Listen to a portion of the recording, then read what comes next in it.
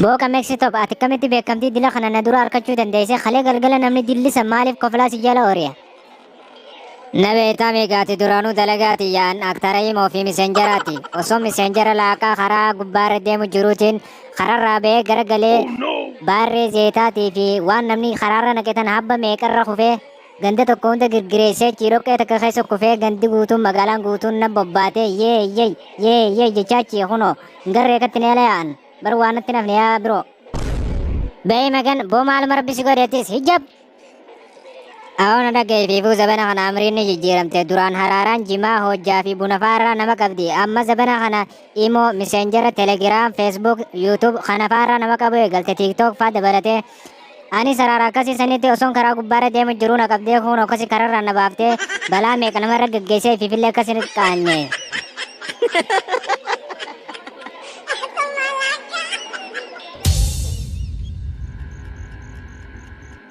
Hai bo eenyati amma gaafa qabaa jaaloo juus baanu sanii. Dhaabe nurraa amma maal odeessitaa miti anna darqalleen obboleessa shayitaanaati siiqa bismillaahi irrahmaani irrahiim jechuu yaadanne nyaatas wajjin nyaachuu dhufe.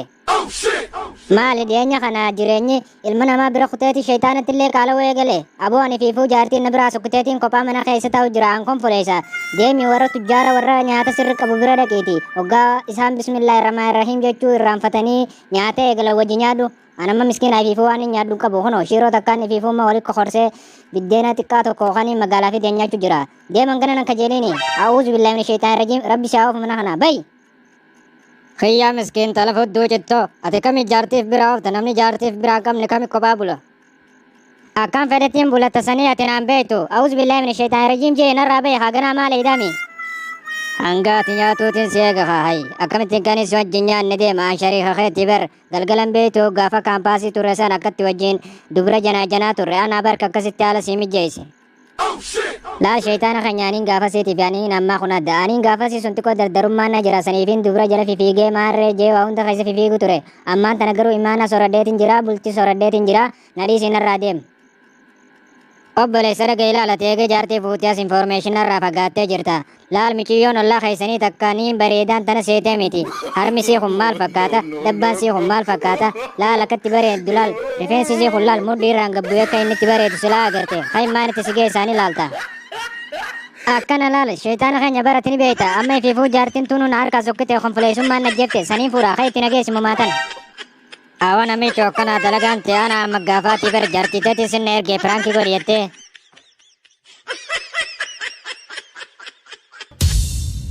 Hello kami, hello, hindagamoo? Oh no! Awololo maali gaa ka diaasporaa kaaniin na seetiyan warra hello hindagaamu jechaan umarra cufsan. Awo kami atillee rabbi jarraasi tolcheeti kunoo diiviidhaan Ameerikaan na biraa kutteeti afaan faranjii barte. Awo faranjiin afaan namaa beetiimi afaan shimbirroo yoo taate malee afaan shimbirrootiin baraatu ba'an afaan akkanaan beeku. Amma xiqqolleen beektu?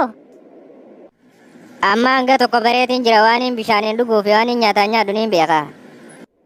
Eega xiqqoo beektee fuuna barsiiftaa si gaafadhu?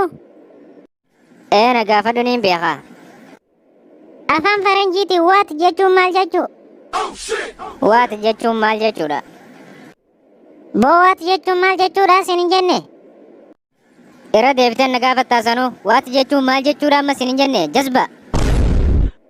Boomaa kana qoratte gaara waat jechuun maali sin hin jenne? Irra deebitee na gaafattaa sanuu? Ati gaafa kutaa takka hojii karaa nu barsiisan waatii ziis jeenu gaafachuun turre ifi sanumaan baantu.